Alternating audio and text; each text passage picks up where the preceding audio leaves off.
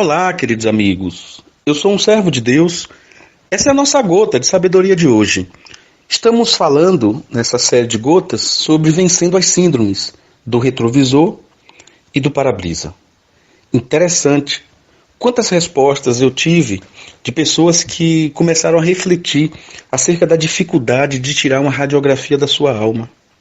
Como existem morros em nosso coração, lá no profundo do nosso ser, existem morros, eu diria assim, que precisam ser pacificados. Eu uso essa expressão porque realmente vivemos conflitos interiores tão silenciosos que eles gritam através das nossas atitudes. Não sei se você consegue, ouvindo essa gota, perceber o que eu quero comunicar, mas há conflitos, há guerras, batalhas que são travadas no nosso interior, que elas são silenciosas aos olhos de quem não quer ouvir. E elas terminam de alguma forma falando através de atitudes, através de ações, de reações. E muito difícil uma pessoa vencer os seus conflitos, virar a página, coisas que são oriundas de um mundo espiritual, de uma perturbação emocional, é muito difícil se não tiver a ajuda de Jesus.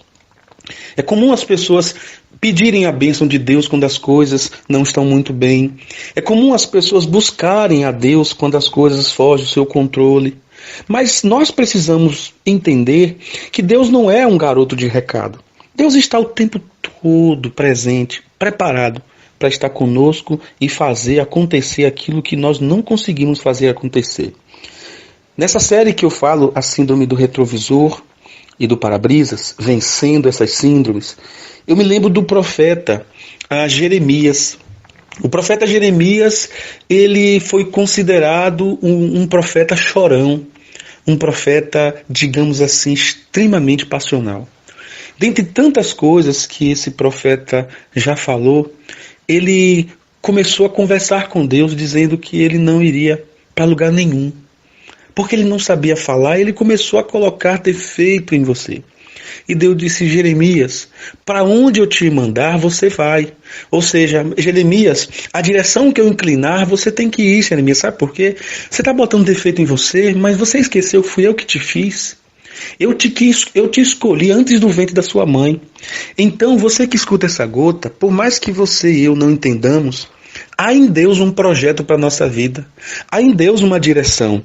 E por conta disso, nós precisamos abrir os nossos horizontes, pacificar esses morros conflituosos. E o mais interessante nessa luta que travamos em nosso interior é que outras doenças psicossomáticas, elas vêm a reboque. Muitas pessoas desenvolvem depressão, muitas pessoas desenvolvem lutas interioranas, muitas pessoas terminam entrando num complexo de culpa, e é uma deseducação espiritual você entregar a sua vida aos seus sentimentos. Você precisa, nós precisamos mudar o nosso foco. Eu não posso viver preso ao passado e nem posso viver ansioso pelo meu futuro. E o profeta Jeremias me ensina que o primeiro passo é entender que quem governa a nossa vida é Deus. A segunda coisa que me chama a atenção é que nós precisamos de uma cura, mas de uma cura que nos liberte. Não é uma cura que nos deixa apenas pacificado. É uma cura que nos liberta, que nos pacifica, mas que nos torna entendedores da graça continuada de Deus. O Salmo 73, o Salmo 75 e o Salmo 77 são salmos escritos pelo levita Asaf. Levita não era apenas um cantor, alguém que lidava com música. Levita era um servo de uma tribo que servia ao culto da tribo de Levi. E esse levita, no Salmo 73, eu já falei uma gota sobre isso, ele sofria vários conflitos por causa da prosperidade dos ímpios. Ele via as coisas tudo tão certinhas na vida dele. Ele tinha uma vida extremamente pacificada, externa. Era uma vida, numa radiografia, estava tudo nos conformes. Ele ia para a igreja, ele tinha a religião dele, ele ia para o culto, ele ia para a missa, estava tudo bem. O problema é que ele começou a olhar como ímpio, dava certo na vida e ele não dava certo na vida. Como o ímpio, aquela pessoa que praticava impiedade, praticava maldade, como essas pessoas, parece que estava tudo bem na vida. Então esse moço começou a visitar a graça de Deus, porque ele teve sérios problemas, enfermidade tomou conta do coração dele. Ele disse que parece que a benignidade de Deus tinha acabado. O versículo 8 diz que a benignidade de Deus acabou? É uma pergunta que ele faz. Mas o que me chama a atenção do capítulo 77 é o versículo 11 e o 12, que dizem assim. Aliás, o 10, o 11 e o 12, que dizem assim: E eu disse, isto é enfermidade minha. E logo me lembrei dos anos do governo de Deus, do governo do Altíssimo. Lembrar-me-ei, pois, das obras do Senhor. Certamente que me lembrarei das maravilhas da antiguidade.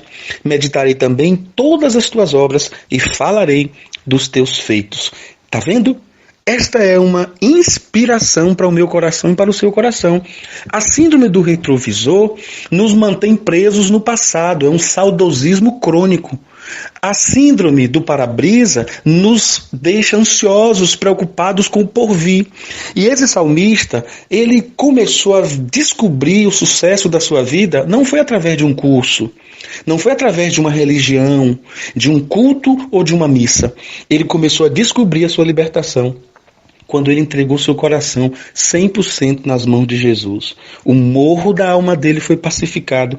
E por mais que não entendamos, esse homem mudou o seu caminho, porque ele mudou aquele que o seguia, aquele que ele seguia, aquele que ele olhava. E a Bíblia diz que nós devemos olhar para Jesus, que é autor e consumador da nossa fé. Se nós queremos vencer essa síndrome de olhar para trás, essa síndrome de ficar marcado com um título antigo, aquilo que você fez no passado, até hoje as pessoas te tratam daquela forma. Aquilo que você sofreu no passado, até hoje as pessoas te tratam de coitadinho, de coitadinha. Vença isso. E aprenda a olhar para frente. Mas olhar para frente não no sentido de viver uma ansiedade crônica, no sentido de dizer, o para-brisa é um recurso que me leva a determinado lugar. O retrovisor é um recurso que me ajuda a não estragar a minha viagem, a não sabotar a minha viagem. Deus, muito obrigado por cada ouvinte, cada querido ou querida que escuta a Gota de Sabedoria. Peço ao Senhor, nos ajuda a vencer essa síndrome, a olhar para nós e entender que olhando para trás eu tenho que ver o que Deus já fez, porque o Deus que fez no passado, Ele faz hoje e Ele fará amanhã. Olhando para frente, eu preciso entender que há um Deus me esperando e eu chego lá se Ele quiser. Se Ele não quiser, eu tenho outro rumo para a vida e eu espero que esse rumo para cada ouvinte seja a eternidade com Jesus. Eu quero te agradecer, meu Pai, por cada ouvinte, em nome de Jesus. Amém.